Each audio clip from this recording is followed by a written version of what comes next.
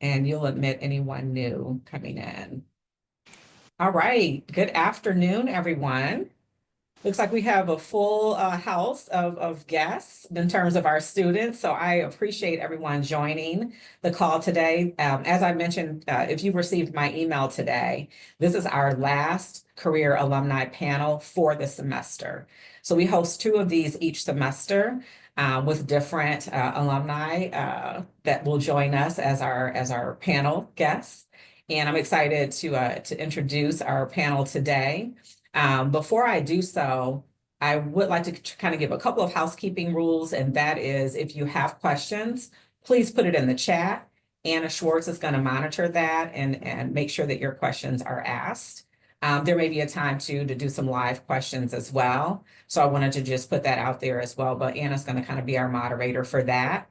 Anna, anything else that I'm missing to kind of share with the students? Nope, I think we're covered it. Yep. Okay, all right, awesome.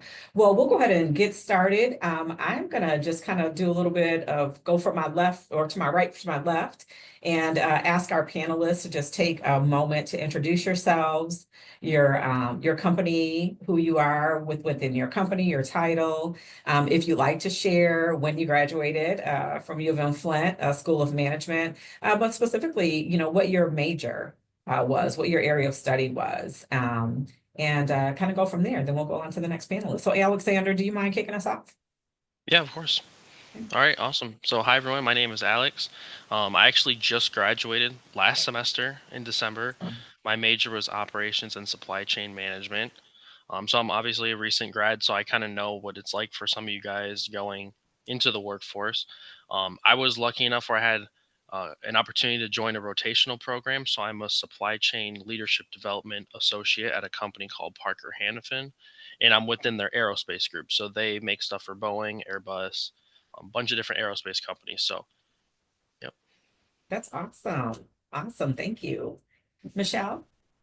Hello, my name is Michele Hanson, and I had to do the math on when I graduated from U of M-Flint. So my undergrad is from Eastern Michigan University in accounting, and then about a year after I graduated, I went to U of M-Flint for an MBA program. And that was back in 1993, which if you do the math, that was 32 years ago that I graduated. So currently, I was surprised when I figured that out. I work for a company called HR Advantage Advisory. It's a HR consulting firm that's actually owned by Clark Hill, which is a law firm. I'm not an attorney. I'm a VP of Human Resources. So fun fact that my degree, as I said, is in accounting. Went back for an MBA, and that's when I took my first HR class, and that's what I've leveraged my entire career now has been human resources. So glad to be here today. Awesome. Thank you, Michele. And last but certainly not least, Joe. So I'm Joe Vanecek. I graduated with undergrad in operations management back in 2006. I'm currently the president, owner, and operator of a staffing firm called MBG Professionals. We actually focus in corporate finance. So I've been in corporate finance for over 17 years. Been in staffing for just going on 2 years now. So truthfully, when I answer all the questions I do today, I'll probably actually answer them more in I can't get away from the corporate finance world sense. So I'll probably answer them more from a corporate finance perspective than from a staffing firm perspective. So. All right, awesome, awesome. Thank you all for a brief introduction about each of you and your company.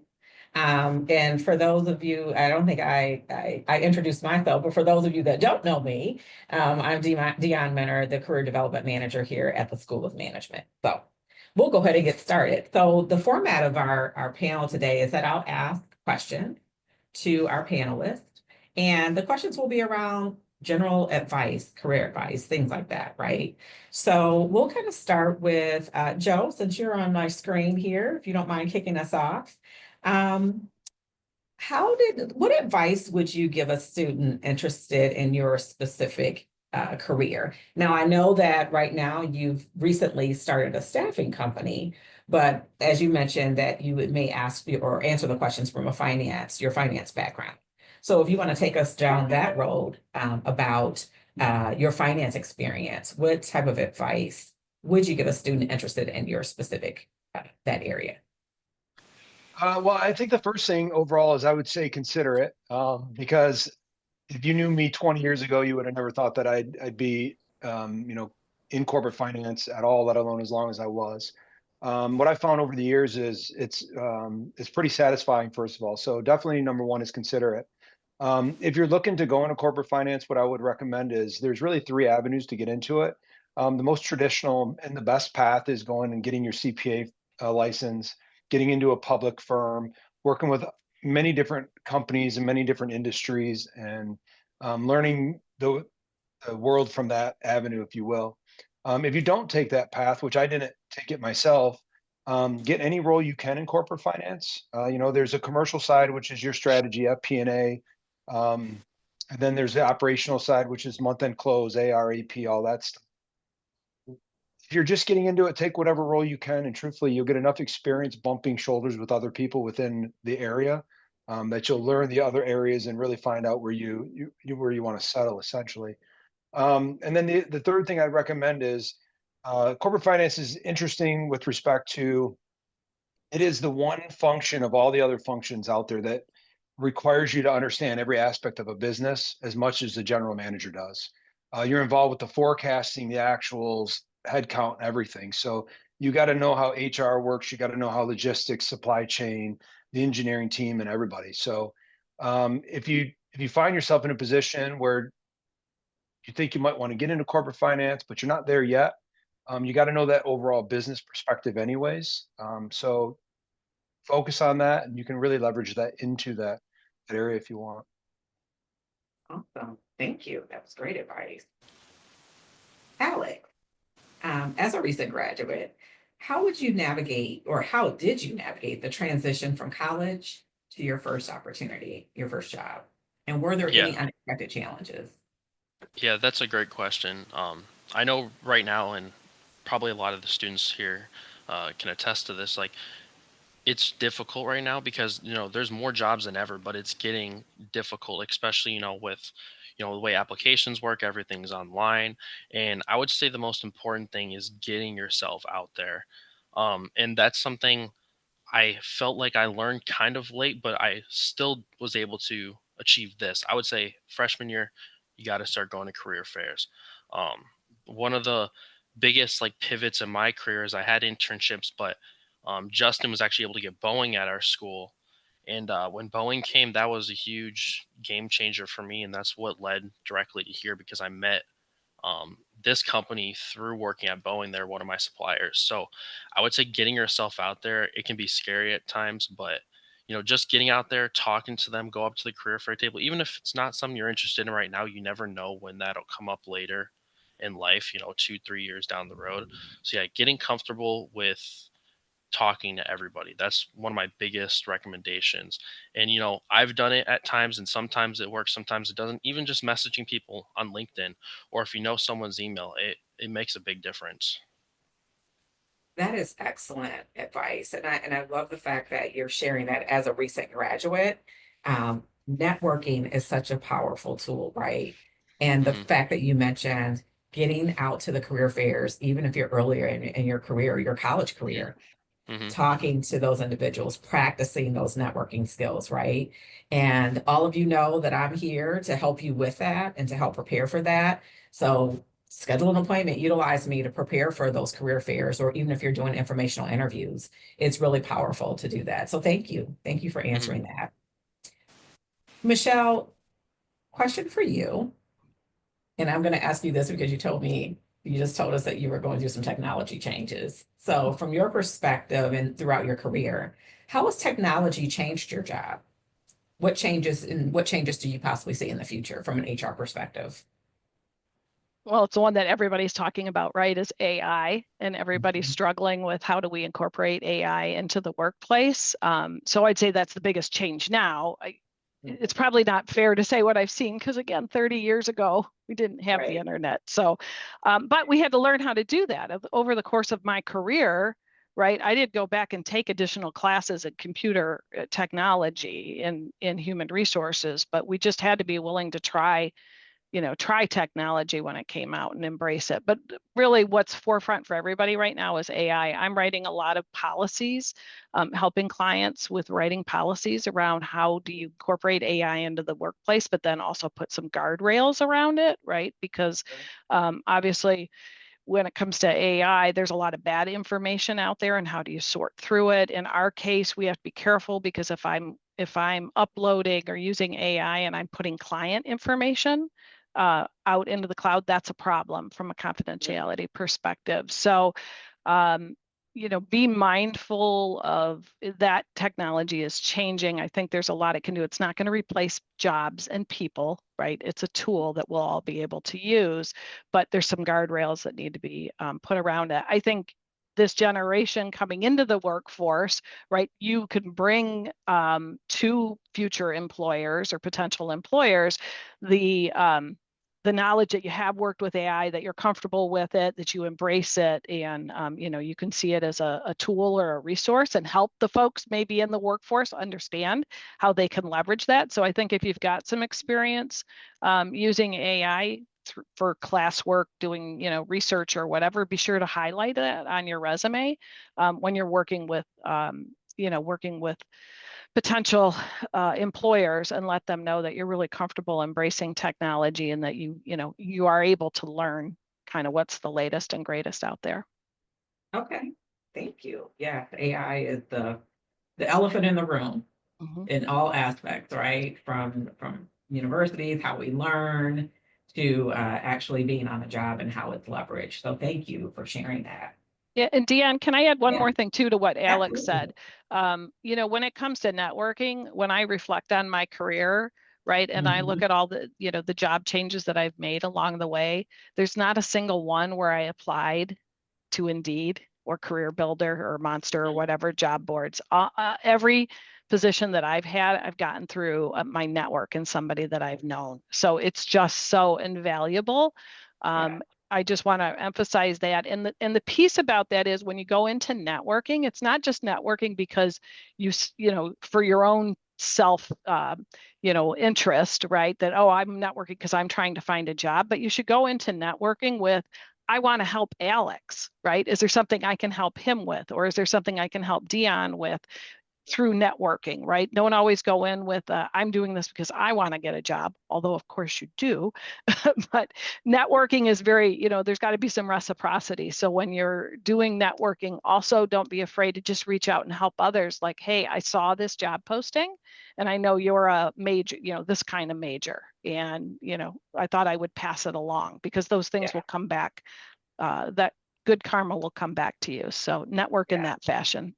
Yeah, that's so true. And that's such a powerful statement to make, Michelle. Networking is, again, like you said, more than just the going out to meet. Yes, your goal is to meet with employers, build those relationships, but share those opportunities with others, because you helping someone else, they're going to remember that. And they're in turn are going to remember you if there's an opportunity that comes up that they think that you would be a great fit for, or just even let you know about it. Thank you for that. Yep. Joe, let's see, what question would I like to pick for you? In finance, I know we're talking about finance, what do you feel is the most important, I'm going to say interpersonal skill or soft skill, that you feel that helped you in advance of your career? And how can a current student develop that soft skill? Well, I Or mean, really, interpersonal skill? really piggybacking off of what we were just talking about.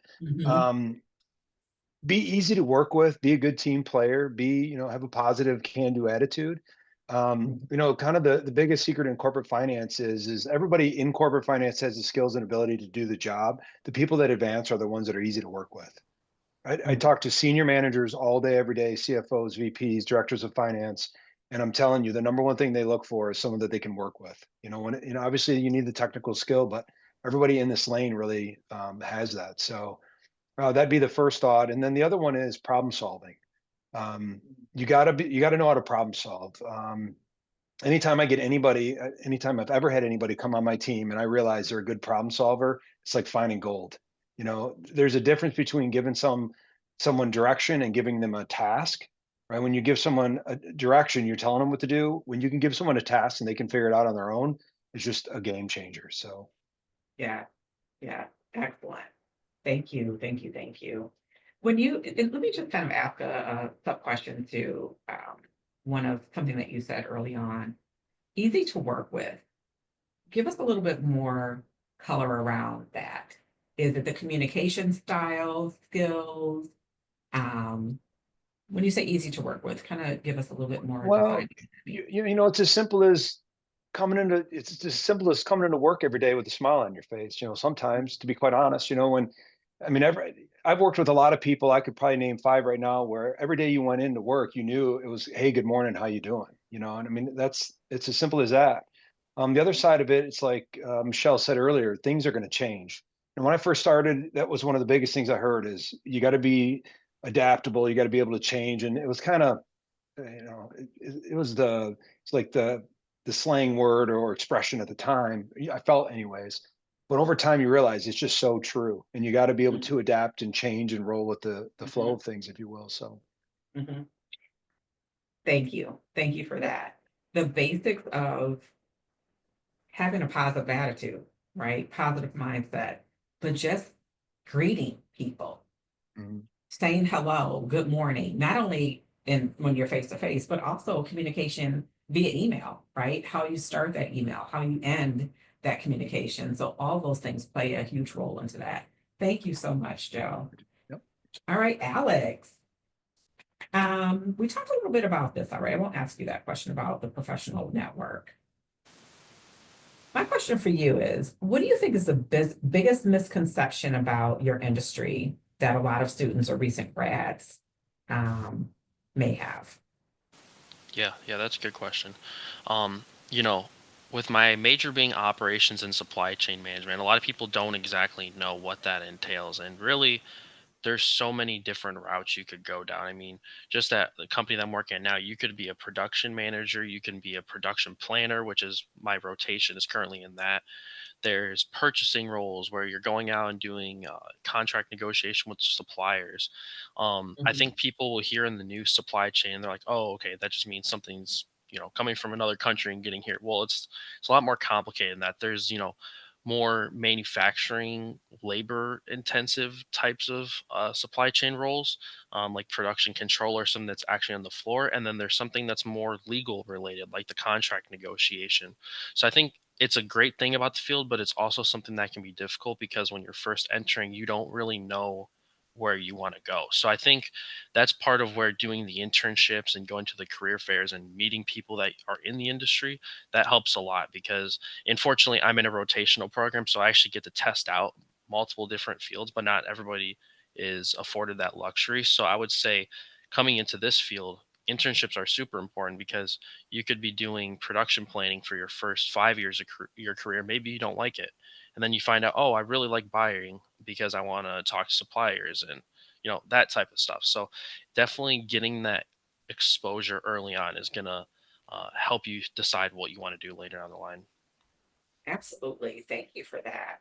And internships, yes. If you can do an internship, that is like the ultimate opportunity to really, as you mentioned, test out if you like this type of opportunity. But if you're early on in your college career, informational interviews are great as well to Hmm. learn about those different aspects or job shadowing, right? Hmm. So that's something I can help you with as well to help navigate those two options as well as internships. So thank you for that. And that's for any major, right? Hmm. That you're in.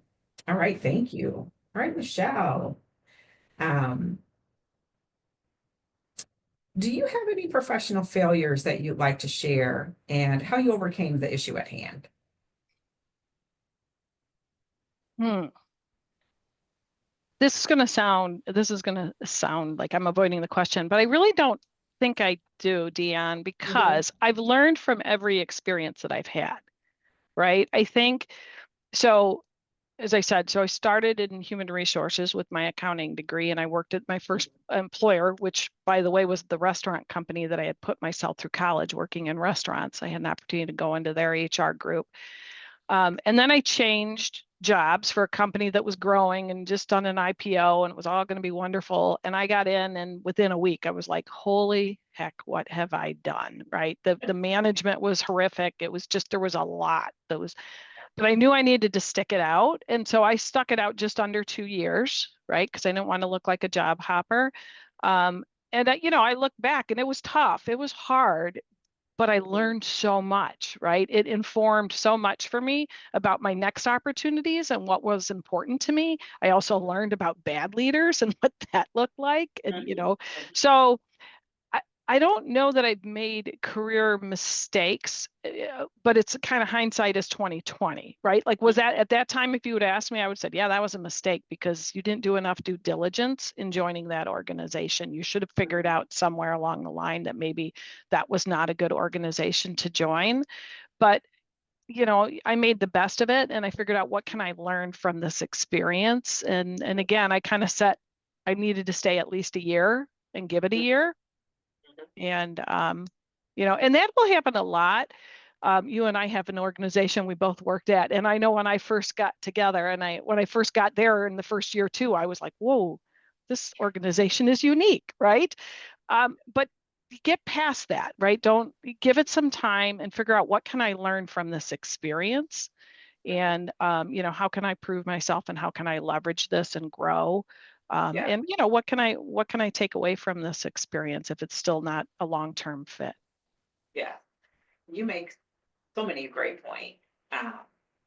When I reviewed resumes just over the years and the role that I was in when you and I worked at the same company, and you see employees that have short-term work experiences, and the reasons that they left those work experiences, some were they needed to leave, other opportunities, maybe they didn't stay because of that initial, whatever it was, they just felt, oh, I need to leave. And so leaving and changing is going to be the best choice for me. Just to piggyback off of what you said, give it a shot, give it some time. You all, if you're earlier in your career, you don't know what you don't know, and you need to building those experiences and working with people, learning more about emotional intelligence as it relates to how you communicate, how others communicate with you, right? Those are all learning experiences. And at some point in time, you may want to look at what your goals are. Maybe that's with a different organization or a different department. I was with the organization for over 25 years, and there were times within my career, after about 2 years, I was looking to do something new and different. Not necessarily outside of that organization, because that organization afforded me opportunities to grow, right? So, but I did peek outside a little bit to go, is the grass greener on the other side? And I built a network of individuals that I work, talk to and things like that. So your networking and building relationships will continue throughout your career, will continue throughout. That's never going to stop. And you want to continue to do that. So, but yeah, the failure piece, I agree with you, Michele. It's learning opportunities. If you make a mistake in a job, it's, not the end of the world, but you do want to learn from it, right? But thank you, Michele, for that advice and your answer on that. Okay, Joe, can you describe your typical day for us? And maybe when you were in finance, or if you want to describe your typical day and your venture with your own business, either one. Yeah, so in both of them, I don't know if I have a typical day. If I had to describe a typical schedule, if you will, the easiest one would be from a finance perspective. It really starts with, looking at an LTP 3 to 5 years out.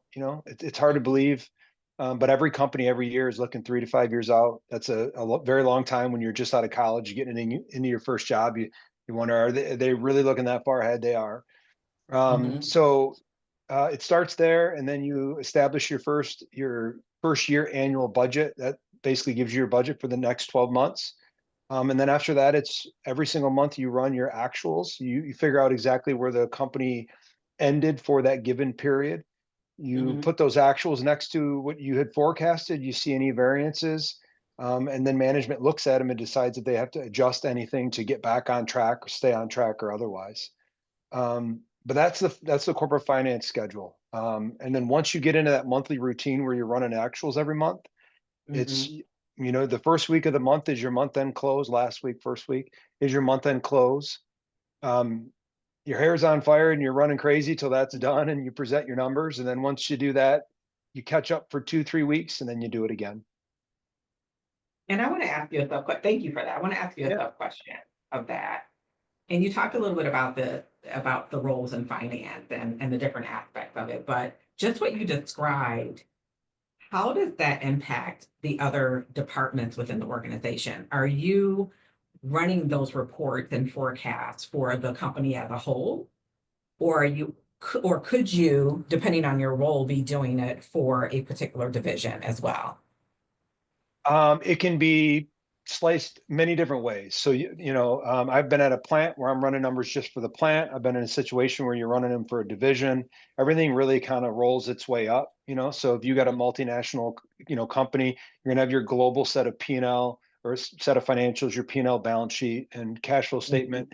And you're gonna have your country set of financials. And then you're gonna have within that country, the states and the different, you know, 1 or 2 states might have multiple plants. So they have their own Mhm. financials, and there's got to be reporting done at every level, right? So Yeah. it really depends in the situation that you're in. Yeah.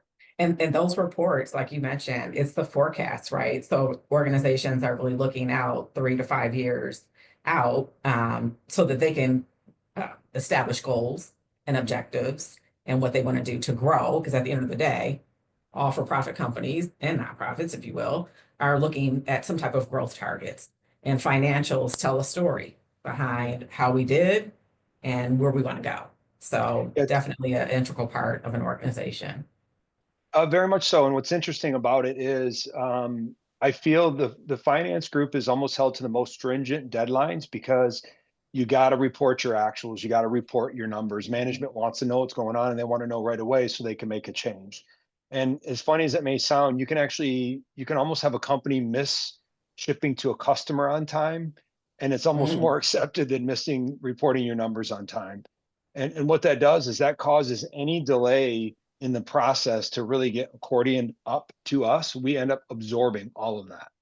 So mm, if there's a group or a function that doesn't have what we need them to get done on time for us to get actuals or to report our mhm, numbers. We got to mhm. absorb that.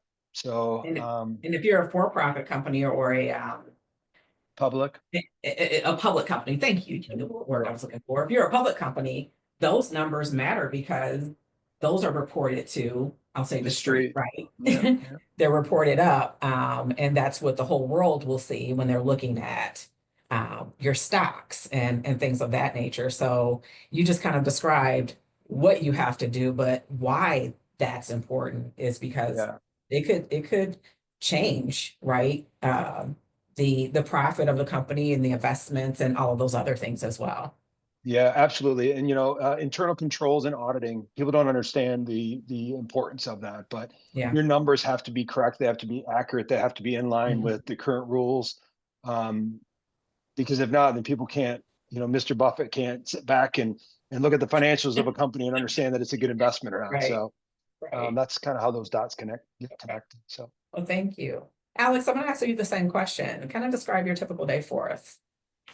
Yeah, so for me, I've just started about, a little over a month ago, but for Mhm. our role in this plant, a lot of our day as a group, all the different functions we join together and we do what we call a Gemba walk. So we will start off our day walking through each different cell within the plant, discuss, what's going on from the day before. So if there's part shortage or something didn't arrive on time or got lost or needs to get replaced, something got scrapped. Basically, we just run through everything, all the functions get together at each station and talk about the highlights. And then we all join together. After that, we do what we call our town hall. We go over, what the production numbers look like from the day before, how we are compared to our goal. And then, we'll talk about we'll kind of go back to those things that we talked about at each station and go over the high level stuff.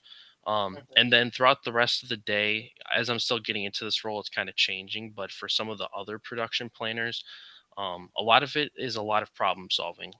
Like Joe said, It's a huge thing you need to get comfortable with, and it can be very uncomfortable at times. But that's one thing I always like to say, get comfortable at being uncomfortable, because especially in supply chain, a lot of this job is solving other problems, I've learned. So, you'll have people come from operations in one area, they need this, or, we have our contract administrators, the customers, they need their stuff. So they come to us like, hey, why isn't this here? So a lot of it is bouncing around from different functions, trying to help them. Because at the end of the day, we might be under different departments, but our end goal is to make money for the company. That's how we all get paid. We all get paid when the customer gets their stuff. So, working together is essential. But yeah, so like I said, as I'm getting into this role, I'm going to have more set schedule, but that's kind of what I've noticed going through over the past month. Yeah. All right, that's really good. Thank you for walking us through that.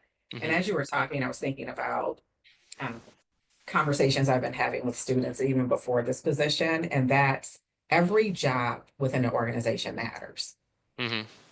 I don't care if you're the maintenance person, the janitor, the CEO, or Hmm. positions in between. Every position matters within an organization, right? Because it's like a Hmm. machine. One has Yep. to do something for the other, because at the end of the day, there's one goal Hmm. that the company and the organization is looking to meet. So Yep. if you're in an internship now, if you're working a full-time job, part-time job, it doesn't matter. Your position matters. And I would really want you to take a step back and understand the why behind your role. Why is your role important to the job or the company that you're working in now? And how does it impact the department or the organization? Good Hmm. information to understand, and good information when you call me in to meet with me about your resume. I'm gonna ask you that question. So I'm gonna give you a heads up to start looking into that now. All right, but thank you. Thank you, Alex. Michelle, what about you?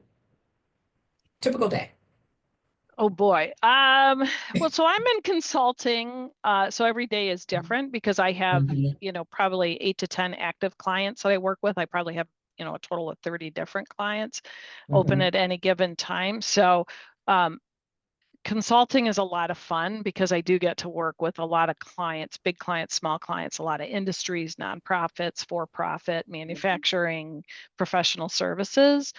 Being in human resources, if I think back when I was in-house, even there though, HR is always different, right? Every day it's a new set of, issues and challenges and things. There are things that are cyclical about human resources, right? There's an open enrollment period, there's performance review periods, and that sort of a thing. But typically for most HR folks in between that, there's fighting the fires. And we balance a lot of what we do in human resources between the reactive work of helping people with issues and solve problems, and then also trying to set aside time to do proactive sorts of things, like what can we do to improve employee retention? What can we do to help people grow in their jobs? How can we do things like update our handbook or update our job descriptions and those sorts of things? So, and HR also tends to work across a lot of things that are maybe a little bit more administrative and tactical. Again, updating job descriptions or updating a handbook, it's kind of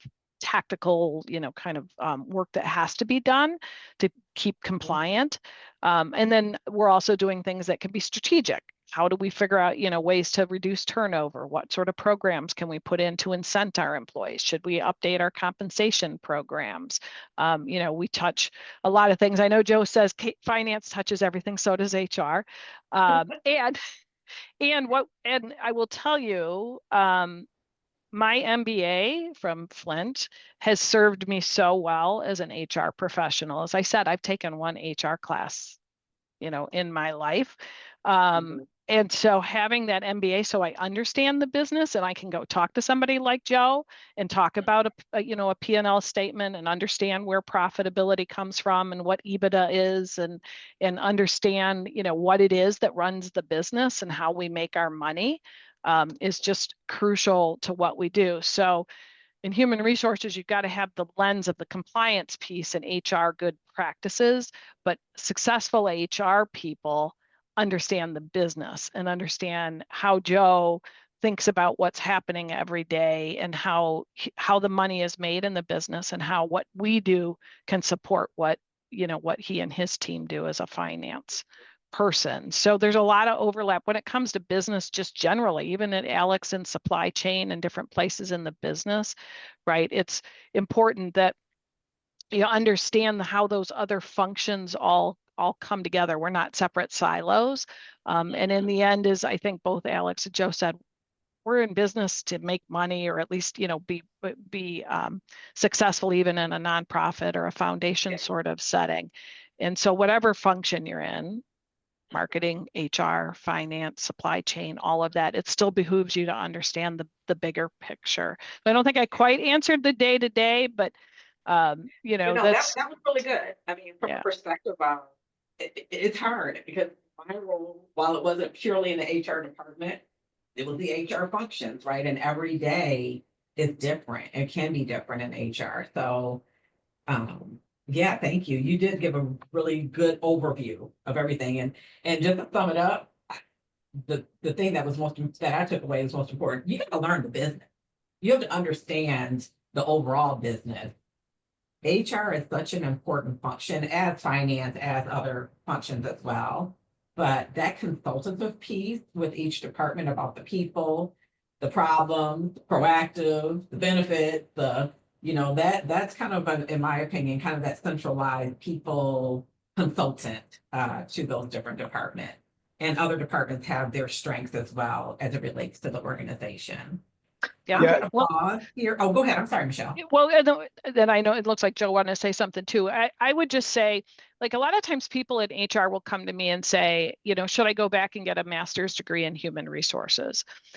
And I tell them no. I tell them get an MBA. I think, whatever your major is right now, if you're majoring in, again, operations management or finance or whatever sort of business related field you're in, if you decide at some point you want to go back and get an additional degree, a graduate degree, an MBA that is more broad, I think will serve you well. I know it served me well. So sorry, Joe, to interrupt. No, you're okay. And just to I do want to clarify, and I think it's a great time too. So Michelle, without question, HR, IT, and finance is outside of overall general management that touches every function. But that is not to diminish the importance of the other functions by any means. No, I know, I'm teasing you. No, I know.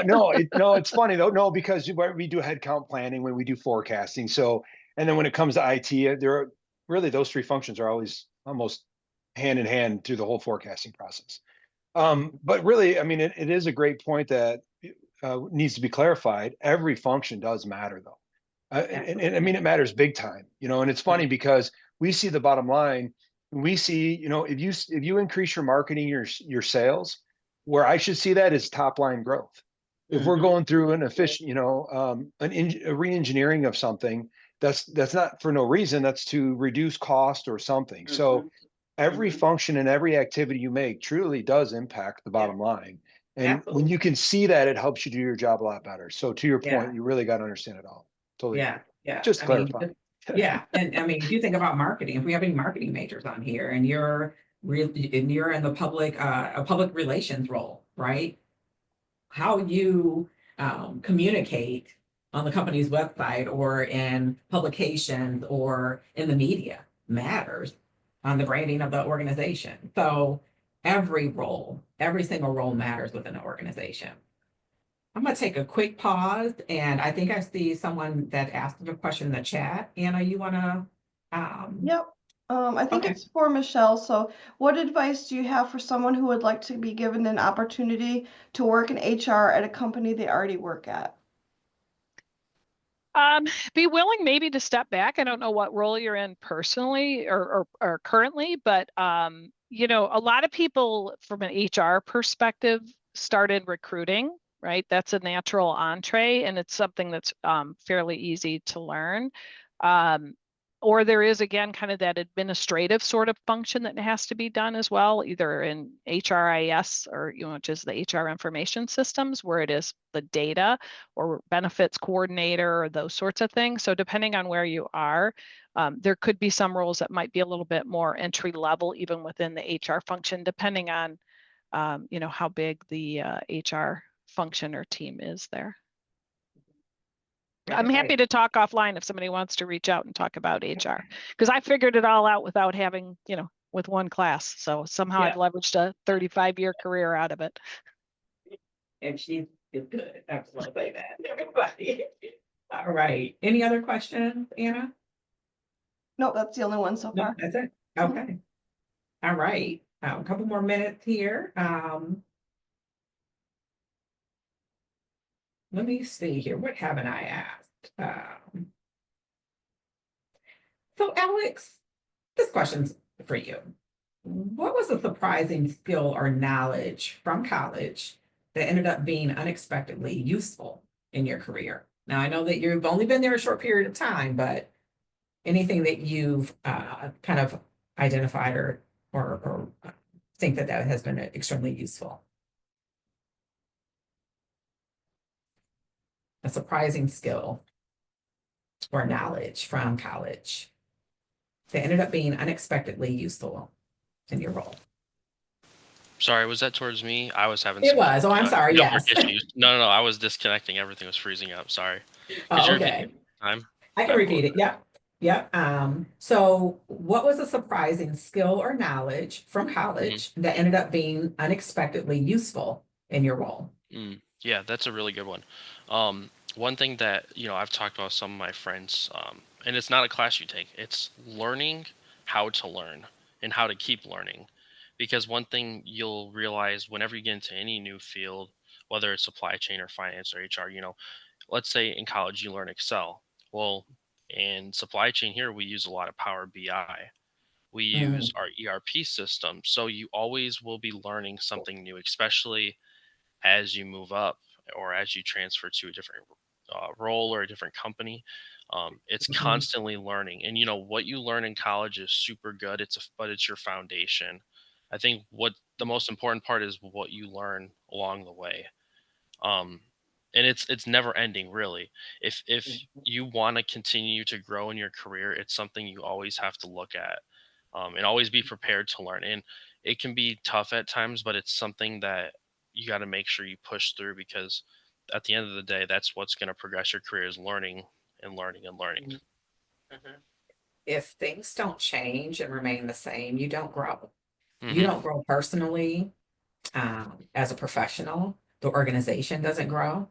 You just stay stagnant. You can't keep up. Change is changing faster than we can say hello. Not just Mhm. make that up, Yep. but change is changing. And to your point, I mean, I remember throughout my career, and others can probably say this too, technology changes, right? Big change, and it's just like, oh my gosh, we've been so used to this process, and it feels good, and it's like a well-oiled machine, and then it's like, well, we're going to change this, and there's an implementation period. It could be a little painful, right, in the very beginning, but you know what? You're learning something new. We're keeping up. The technology is going to obviously give us a better experience, maybe not only for us internally, but also our external customers, the employees, and so on and so forth. So change is good. Embrace it, as everyone has said, because it's a good thing. So it's a mindset, it's an attitude that you need to adopt toward change and just be open to it. So thank you. Thank you for that, Alex. We have two Learn to questions keep learning.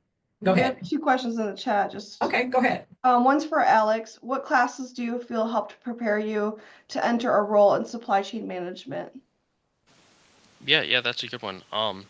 You know, I would say, your major classes, like your supply chain core classes, they're super important. But just kind of what we went back talking about earlier, taking those HR classes and the finance classes, those are honestly just as important, because like we talked about, you're never going to be working with just within your department. It's not siloed out the way that you might think it is. On a daily basis, we work with, in supply chain, we work with production people, we work with engineering teams, we work with finance. Every single day we work with all of those different groups. So if you can understand, you might not be an expert in finance, but if you have some base level knowledge from some of those other general classes that you take, that's a huge game changer. So I would say, obviously your supply chain classes, learning, doing simulations on supply chains and learning different concepts. That's super important, but getting that overall knowledge is honestly just as important, because if we didn't understand these other functions, we would never know how to help them. Really good. Thanks, Okay, Alex. thank you. I'm thinking this one's for Joe. So, Clem has an MBA already and is currently in the Master of Accounting program. I am transitioning out of education into the accounting and finance field. What are some ways to get that entry-level career opportunity in the field? I mean, it really goes back to what I said before. Just try to understand corporate finance from an overall perspective. I'm in a unique position where, having a staffing firm, trying to fill roles at many different companies, different industries and whatnot. I've had to study corporate finance from an overall perspective more than I ever have. And again, there's really two avenues in corporate finance. It's that commercial side, which is strategy, forecasting, budgeting. And then the other side is the operational, which is that month-end close, AR, treasury, tax, internal controls. What I would do is I would say sit back and try to see that big picture yourself, then go out to the market and try to find a role just to get into it. I mean, if you look at that big picture and you think, I'd rather do more of the month-end close, journal entries, account recs, that blocking and tackling of accounting, then certainly get into that first. But if you don't know, get into one or the other, and you're going to run into the other aspects so much that you're going to end up settling where you end up wanting to. So understand the big picture, just get one foot in the door and let it take you the rest of the way. Mhm, mhm. And I love that. Thank you, Joe. And I would also recommend, if not sure where you are, whoever asked that question, this is for everybody, where you are in your college career, but go back to the informational interviews, go back to those job shadows, right? And internship. Those are also great opportunities to kind of try it before you buy it, if you will, right? Understand and kind of learn those roles. But I also agree with what Joe recommended as well. Kind of take a step back and take a look at the big picture and the different roles. So a little bit of research, on your end to understand that, and then just say, which one would I like to learn more about, and connecting with someone like Joe to talk about that, connecting with someone else in the industry to have a conversation with them about it, and we can help you with that. Thank you, Joe. Appreciate your answer. That was really good. Any other questions, Anna? Nope. Nope. All right. Let's see.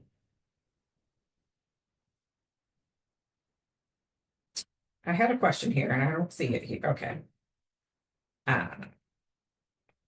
Oh, this was one. All right. So, Joe, if I may ask you this one, what piece of advice would you give someone who's uncertain about their career path or feels overwhelmed by the pressures to choose? Okay, I'm going to talk out of both sides of my mouth here a little bit. Okay. I'm going to say, first of all, I love the question, by the way. And I actually just had this conversation with my niece about a month ago. You really need to do whatever it takes to figure out what you want to do. It just helps so much when you know where you want to go. I remember when I applied to get into the MBA program, I had to write an essay and I had to tell them what I wanted and where I wanted to be. And I thought, why would I ever need to do this now? I have no clue. But it just helps so much to know. So do whatever you got to do to figure that out as soon as possible, because as soon as you do, it makes everything so much easier. That said, on the other side of the mouth, very few people know. And honestly, it just happens. So don't sweat it too much. Just don't get so frustrated you throw it by the wayside. Just keep chipping away, get out, meet people, do job fairs, shadow, mentor, do whatever it takes to figure it out. Because you definitely want to sooner than later. But it's normal. Like, honestly, I look at the people that knew from day one what they wanted to do as the lucky ones. I mean, Michelle, you got into accounting, ended up in HR. I got operations, and ended up in corporate finance. You think it's a straight path, everyone takes it, but it's just not true. So. Okay, thank you. Thank you. And I'll be the first to say that I had no idea what I wanted to do when I first went to school. Ended up majoring in something that I absolutely am not doing today. And I am doing today what I should have majored in back in school, but everything worked out. I didn't give up. And I found my passion when I started recruiting, quite honestly. And I found that I really enjoy helping people find work and helping people along their career path, and have always had that. So I want to also share that I can help you with some assessments to kind of help you figure out, what your interests are, personality assessments, all of those things. So make an appointment with me if you'd like, and we can talk a little bit more about that. But that may give you some ideas of, based on your responses, here are some potential opportunities or job titles and things like that that you may want to do a little bit more exploring with. So that could give you a great start as well. Great, thank you.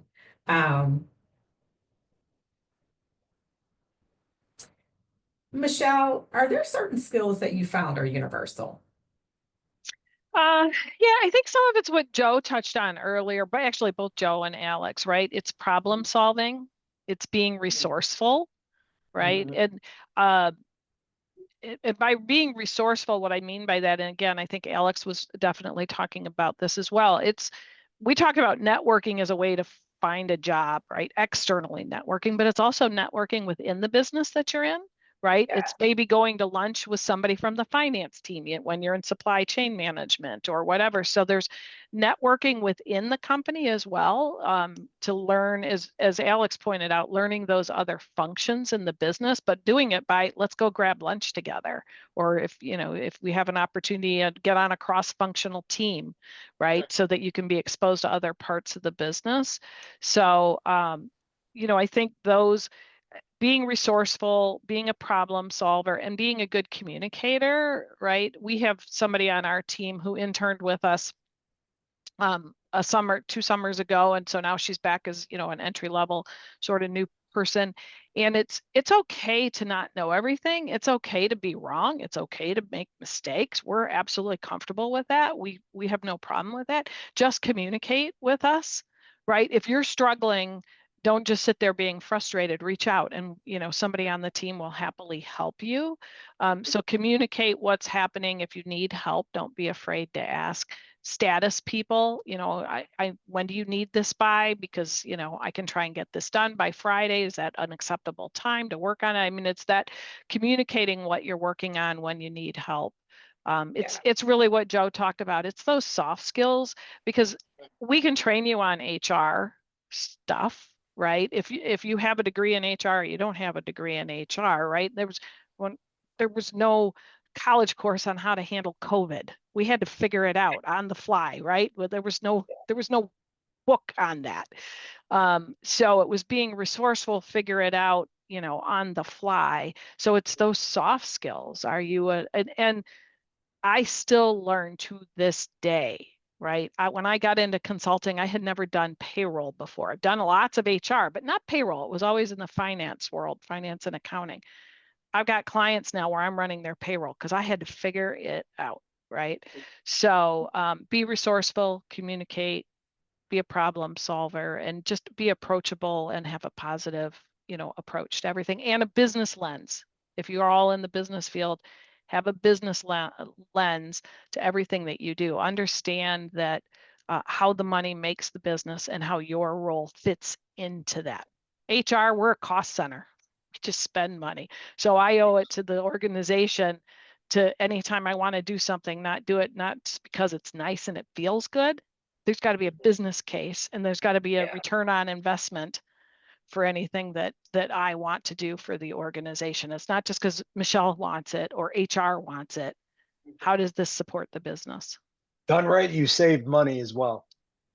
That would be my goal. That would be my goal, is to show my ROI, right? Risk reduction. That's right. Absolutely. And I've written business cases like that to justify things where I've said, here's the risk if we don't do this. This is what it could cost in litigation costs, or, expenses because of turnover, right? The cost of hiring and those sorts of things. So a lot of times when you're writing your business case for the justification for something in the business, it's cost avoidance too. So Yeah, thank you. Thank you, thank you. And I just want to round out and focus on something that you said, Michele. the networking within the organization is so critical. And I use the word critical because if you are a person that you want to grow within your career, you have to step outside of your little bubble of your department and get to know other people within the organization. I would early in my career, and I'm like, okay, I'm trying to learn a little bit more about what this department does. I would ask my manager if they could connect me with somebody in another department, because I just want to understand what their role and responsibilities were. I would look at our job posts internally and say, wow, looks like an interesting opportunity.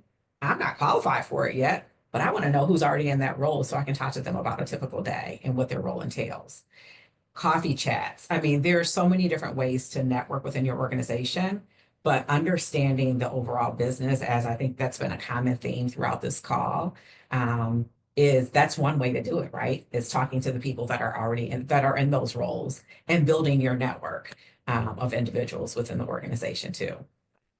It's only going to help you. It's going to help the organization and help everybody do a good job, to be quite honest with you. All right, it is 1:56. Do we have any other questions from our attendees? Nothing from the chat. Nothing from the chat? All right. One piece, so let's see, what do you want to leave everybody with? So maybe one word or one sentence. Joe, we'll start with you. I know this wasn't part of our questions, but thought with 3 minutes left, I'll go ahead and ask. No, I love this question, and honestly, I do, and it goes back to my time at UM-Flint. He still works there. It's a professor, Dr. Hemphill. I'll Okay. never forget the day he basically pushed me to raise my bar. I got a B on an assignment, and I wasn't happy. And he goes, "If you want an A, you got to do better." And I've never ever forgot that. And the piece of advice is raise your expectations, raise your bar, try to do better. If you think you wrote a good paper, did a good assignment, try to do better. If you get that mindset and you carry that through your career, you'll do whatever you want to do. So that'd be my piece of advice. Right. Alex, what about you? So I think my piece of advice, especially coming from someone who recently graduated, is when it comes to the job searching process, never give up. I'm sure people in this call will understand this when I say the amount of times I've looked and seen an email that says, sorry, we chose another candidate, blah, blah, blah. It's heartbreaking. I mean, being someone from Michigan, I always wanted to work for General Motors. It didn't work out. I was super upset, but you just got to keep moving forward. There's always another job out there. So if you get rejected on the one dream job, turns out there's probably 100 more dream jobs you just didn't know about yet. So just keep trying. You'll get it. Make sure you connect with career managers, network, all that stuff, but just don't give up. It'll be all right. Hey, Michele. I'm just going to continue to sing the refrain, learn how to learn, and, Yes.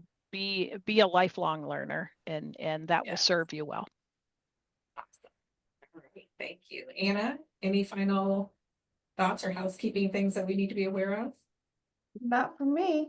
No? Well, I want to appreciate our panel. I want to just tell our panelists, I really appreciate you answering all the questions, and not just answering them, but just giving some really solid advice based on your experiences and just sharing that information with us. I hope our attendees that came today found it valuable as well. I know I did, and I learned a lot from everybody. I love the fact that we have Alex on the line, who just recently graduated, so can give you some perspective from there. But we also have two professionals that have a lot of experience that they've shared with us in two different areas of an organization, and just experiences from HR and finance and entrepreneurship with Joe. So Joe's just down the street, y'all. I'm just saying, down on Saginaw Street here in Flint. But thank you everyone for attending today. Just really quick, I will be looking at our attendee list and applying the career development points to your Canvas courses by Friday at the latest. So if for some reason you didn't get a CDR point, just send me an email, but I will be sure to get those all updated by Friday. Thank you so much, everyone. Thank you, Michele, Joe, and Alex. Have a fantastic rest of your week. Thanks for having us. Thank you. Appreciate it. Thank you.